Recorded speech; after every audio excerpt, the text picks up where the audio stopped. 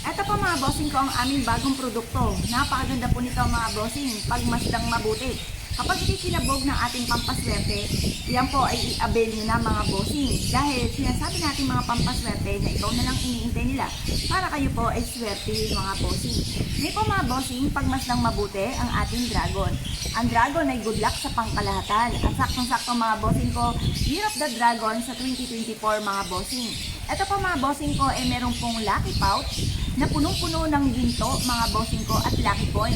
Yan pa mga bossing ko, ang lucky coin ay aalis na ng mga kamalasan, tagusan ng kamalasan at para tuloy-tuloy ang pasok ng swerte. Ang money bar naman mga bossing ko ay nag-a-attract ng kasaganahan. Ngayon po mga bossing, meron din po siyang kasama na continuous luck.